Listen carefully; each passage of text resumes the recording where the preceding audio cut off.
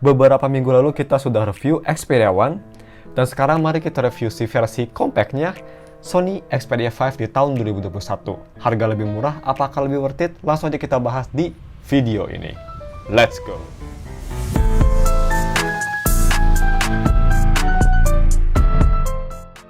Halo guys, nama gue Gustavo dari Staff Tech, dan mari kita langsung aja review si Sony Xperia 5 versi mininya Xperia One. So, seperti biasa, mari kita bahas harga dan speknya dulu. Untuk harganya kalian bisa beli 300.000 lebih murah dari Xperia One, yaitu hanya di 4,3 juta aja. Itu tuh variannya sama 6GB RAM dengan internal storage sebesar 64GB dan single SIM micro SD. Seperti biasa, kalau kalian ingin beli HP ini, gue bakal taruh linknya di deskripsi. Dan juga kalau misalnya kalian ingin wallpaper yang ada di HP ini, Ningguan Lasinora, gue udah taruh juga wallpapernya di deskripsi. Untuk harga segitu, kalian dapat spek pakai chipset Snapdragon 855 dan fabrikasi sebesar 7nm, layar 6,1 inci Full HD AMOLED atau OLED display maksud gue, itu PPI-nya tuh 449, udah dibuat oleh Corning Gorilla Glass 5, storage-nya UFS 2.1, 60Hz refresh rate, NFC, stereo speaker, USB Type-C 3.1 udah OTG, dan juga punya baterai sebesar 3140 mAh baterai yang udah support fast charging sampai 18 watt. Next, untuk si desain dan displaynya, build-nya ini yang pastinya sangat premium, dengan frame metal dan bodi belakangnya sudah terbuat dari kaca. Beratnya juga menurut gue pas, gak berat banget tapi gak enteng banget, jadi masih kerasa premium. Untuk desainnya sendiri, ini desain belakangnya sedikit berbeda dengan si Xperia One. Di Xperia 5 ini kameranya tuh posisinya di samping kiri, bukan di tengah. Yang personal gue lebih suka posisi di samping kiri, ini kerasa lebih up to date dengan line up Sony lainnya. Dan yang pastinya yang paling beda dari Xperia One yaitu size-nya. Di Xperia 5 lebih compact, yang artinya pemakaian satu tangan walaupun punya layar yang panjang banget, ini masih lumayan usable dan masih nyaman dipakai untuk satu tangan. Cuma sayangnya ini untuk NFC-nya, ini untuk unit ini tidak bekerja. Bisa kita coba nih, NFC, kartu GTO kecil, kita coba scan ke belakang. Boom, bisa kita lihat, dia ada reaksi, tapi tulisannya itu NFC read error. Dan seperti yang kalian tahu, kalau misalkan udah lihat video gue review Xperia One, ini tuh masalahnya gara-gara software belum diupdate.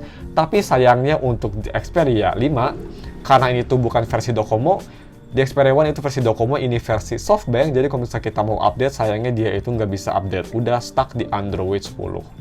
Sayang banget, yang artinya NFC-nya tidak bisa bekerja. Ini tuh bukan gara-gara NFC-nya rusak ya guys, ini gara-gara software-nya nggak support, harus software paling baru. Soalnya kalau bisa kita cek ke NFC checker, ini tulisannya tuh NFC-nya supported. Cuma nggak bisa dipakai gara-gara software-nya udah ketinggalan. Ya, sayang banget sih. Jadi ini buyers beware, kalau misalnya kalian mau beli HP Xperia 5 atau 1, tanya dulu ke sellernya apakah dia bisa support update paling baru atau versinya Docomo atau SoftBank. Personal gue lebih rekomen Docomo karena bisa update lebih cepat. Tapi ya, selalu pastiin NFC-nya bekerja dan bisa update software-nya tanpa masalah sebelum beli ya guys. Tapi ya, balik lagi ke si videonya. Untuk LED notifikasi yang pastinya ada juga di Xperia 5, posisinya ada di kiri atas, itu LED notifikasi berwarna. Dan untuk fingerprint-nya ini di samping, sama seperti Xperia One. Untuk kecepatannya ini cukup cepat, lebih cepat dari XZ2 atau XZ3. Cuma masih lebih cepat di Xperia XZ1 sayangnya. Karena di Xperia 5 itu punya masalah yang sama dengan Xperia One, yaitu butuh beberapa milisecond atau beberapa setengah detik lah kira-kira untuk nge-scan fingerprint dari kondisi HP yang baru dikunci. Jadi nggak bisa, kalau misalnya kita kunci itu nggak bisa langsung buka. Harus tunggu beberapa detik baru dia bisa nge-scan tangannya. Nah terus untuk layarnya, untuk harga 4 jutaan ini sangat-sangat bagus. Di best malahan.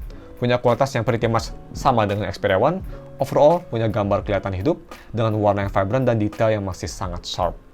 View angle-nya juga ini sangat bagus, dan kalau misalnya mau nonton konten yang support 21:9 aspect ratio, di Xperia 5 memang kerasa imersif banget, sangat enak untuk nonton. Full brightness juga ini cukup terang, jadi bisa kita lihat ini di biro pemakaian kondisi matahari terik sekalipun layar masih cukup kelihatan dan masih usable. Dan yang terakhir untuk touch sensitivity-nya, di Xperia 5 juga ini pretty much flawless banget buat ngetik keyboard dan navigasi OS, semua kerasa sangat responsif. Ya bisa dibilang ini satu kelas dengan HP lainnya kayak Google, Samsung, dan Apple sekalipun. Very nice. Moving on ke si audio quality-nya. Yang pertama kita bahas audio quality via 3.5mm to USB Type-C karena ini nggak punya headphone jack. Ini gue bisa bilang kualitasnya sangat bagus. Masih kerasa seperti audio yang keluar dari HP flagship even di tahun 2021 sekalipun. Overall, sound signature lebih ke arah warm dengan bass yang sangat punchy, separasi instrumen yang lumayan oke, sound stage yang lumayan luas, vokal yang jernih, gak cempreng, dan juga bulat. Terus juga dia punya volume yang stepnya juga lumayan banyak. Memang nggak sebanyak HP LG, tapi ini salah satu yang banyak di atas iPhone dan Google dan HP lainnya. Gue coba tes juga ini si full volumenya bisa keras banget. Gue coba tes pakai headphone Cos Porta Pro di volume 80% aja, ini udah cukup keras untuk selera gue. Kalau mau dibanding dengan XZ3, Zero 2 atau Pixel 4, gue bisa bilang di Xperia 5 kualitas audionya lebih baik. Ya ini untuk kualitasnya sendiri memang sama persis dengan Xperia One ya, karena itu kan cuma versi kecilnya. Dan juga untuk kualitas dual speakernya ini juga sangat bagus banget khas HP Sony. By the way, itu di Xperia One gue pas review HP tersebut gue bilang speakernya mediocre, itu salah gue karena gue lupa nyalain Dolby Atmos-nya. Jadi untuk nyalainnya gampang, itu nyalainnya tinggal di setting, di sini di control center. Di sini ada logo Dolby Atmos, bisa kita lihat. Tinggal diklik aja. Jadi pakai Dolby Atmos Dynamic nyala, ini untuk speakernya gue bisa bilang kualitasnya sangat bagus banget. Dia punya detail vokal yang bulat dan juga jernih, bass yang sangat punchy dan bulat, separasi instrumennya bagus, dan juga soundstage yang luas. Overall berkat, seperti yang gue bilang, udah nyalain Dolby Atmos, ini suara speaker memang overall jadi kerasa lebih impresif dan juga lebih imersif. Kerasa juga lebih warm dan gak cempreng, karena kalau misalnya dimatiin ini cempreng banget suaranya. Dan untuk si full volumenya juga ini bisa keras banget dengan minimum distorsi. Kalau mau dibanding dengan Xperia XZ2, XZ3, Zero 2, gue bisa bilang kualitasnya jauh lebih baik di Xperia 5. Tapi untuk lebih detailnya ini ya speaker testnya, gue rekomen kalian pakai iPhone biar bisa ngedengerin lebih detail. Check it out guys.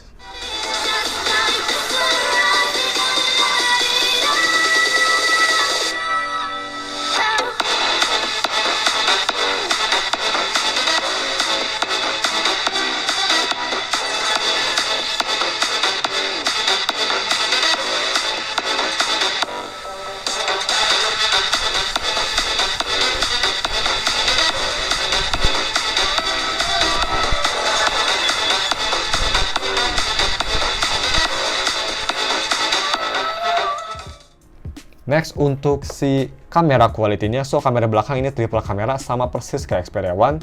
Main kamera punya megapiksel sebesar 12 megapiksel f1.6 yang udah ada optical image stabilization. Sama juga dan kamera kedua 12 megapiksel f2.4 telefoto udah ada optical image stabilization, itu 2 kali zoom. Dan kamera terakhir ini 12 megapiksel juga f2.4, itu ultrawide kamera, cuma sayangnya nggak ada optical image stabilization. Dan untuk kamera depan ini 8 megapiksel f2.0 yang bisa nge-record video sampai resolusi 1080p 30 fps dengan electronic image stabilization. Kualitas kamera ini sama persis dengan Xperia One pretty much. Kualitas triple kameranya ini gue bisa bilang masih sangat fleksibel banget even di tahun 2021 sekalipun. Bisa bersaing dengan HP sekarang di harga yang sama atau even yang harganya lebih mahal sekalipun. Overall ketiga kamera belakang yang di Xperia 5 punya kualitas yang sangat similar, which is very nice. Ini sangat stabil, ketiganya punya detail yang sama-sama sharp dengan dynamic range yang bagus. Yang paling penting menurut gue ini temperatur warnanya juga. Mau di ultrawide, main kamera, dan telefoto semua punya temperatur warna yang stabil, ke arah cool, natural. Cuma ini yang gue rasa kontrasnya tuh di kamera ultrawide dibanding telefoto sama main sedikit lebih gelap dan juga fokusnya sedikit lebih susah. Tapi selain itu ini ketiga kameranya sangat bagus. Untuk foto low light-nya juga ini masih sangat bagus, tapi nothing special. Di Xperia 5 yang pastinya udah ada night mode dan kualitas gambar masih punya detail yang sharp dan juga noise-nya minimum. Warna masih natural, cuma memang dibanding HP flagship zaman sekarang, ini dedicated night mode di Xperia 5 memang kerasa lebih gelap hasil fotonya dibanding HP-HP sekarang. Dan yang terakhir untuk foto selfie-nya, ini walau cuma 8 megapiksel tapi kualitasnya lumayan remarkable di tahun 2021. Bisa kita lihat nih overall punya detail yang surprisingly lumayan sharp dengan warna yang vibrant, dan juga dia itu overall gambar kerasa hidup dan lebih pop out. Exposure juga ini lumayan bagus. Video recording ini bisa nge-record sampai resolusi 4K 30 fps, jadi sampelnya bakal di resolusi tersebut. Check it out guys. Oke guys, ini dia video recording pakai resolusi 4K 30 fps. Kita coba jalan.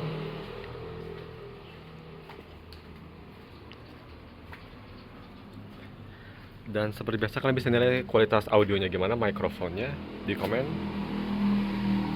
Di Xperia 1 sih ini mikrofonnya bagus, jadi gue expect di Xperia 5 juga bagus.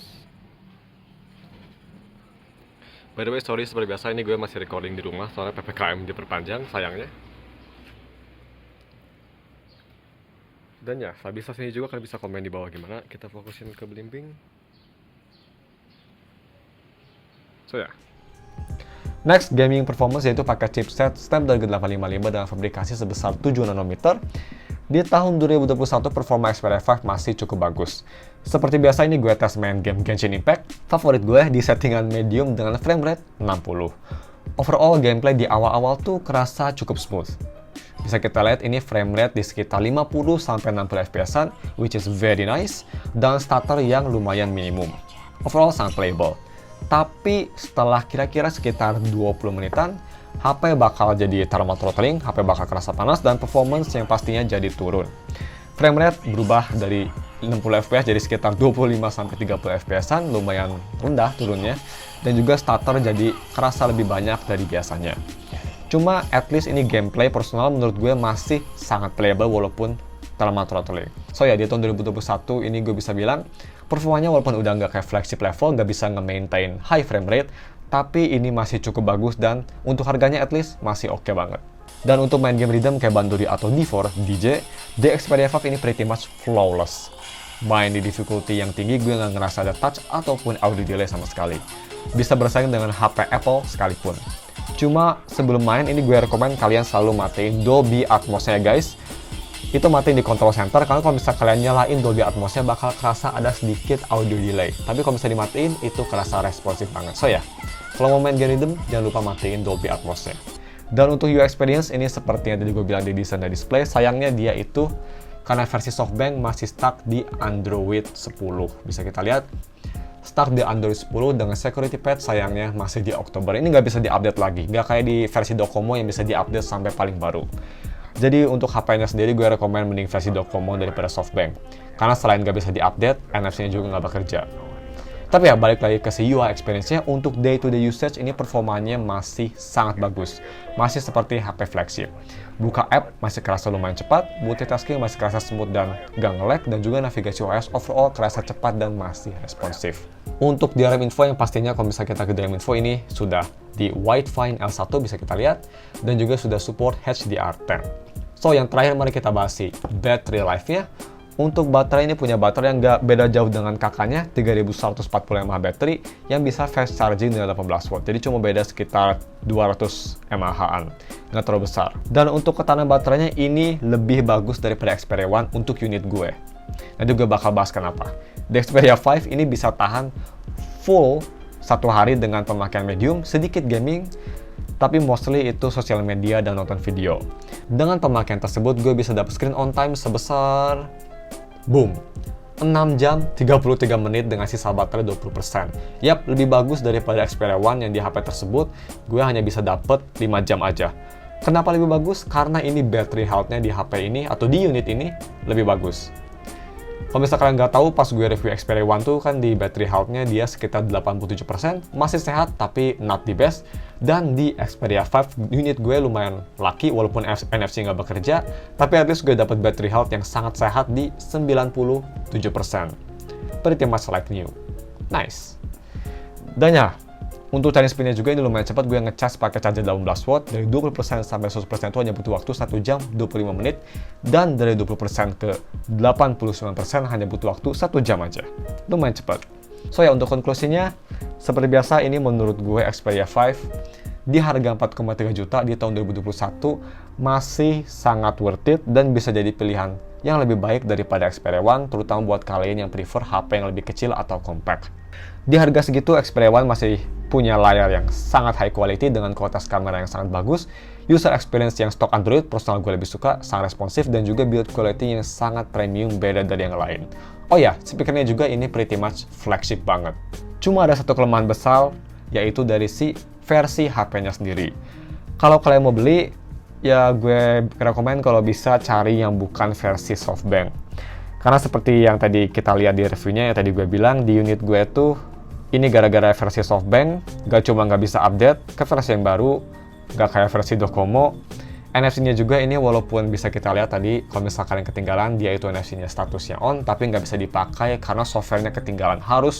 Sayangnya Sony kalau misalnya mau nyalain NFC atau mau pakai NFC, harus di software yang paling baru. Kalau di software yang tua, ini nggak bisa pakai NFC-nya. Kalau misalnya kalian mau beli, make sure ke si sellernya, pastiin si versi SoftBank tuh NFC-nya bekerja dan juga bisa diupdate. Kalau misalnya nggak bisa, mending jangan beli. Atau mending cari yang versi Docomo aja, biar lebih aman. So ya, tapi kalau misalnya kalian mau beli HP ini, gue udah taruh juga linknya di deskripsi, Shopee sama Tokopedia. Dan juga kalau misalnya kalian ingin wallpaper Ningguang juga udah gue taruh di deskripsi. So yang mungkin cuma segitu ya videonya. Mohon maaf kalau misalnya kesalahan atau video kelewat. Jangan lupa like dan subscribe. Thanks for watching. We'll see you in another video. Bye.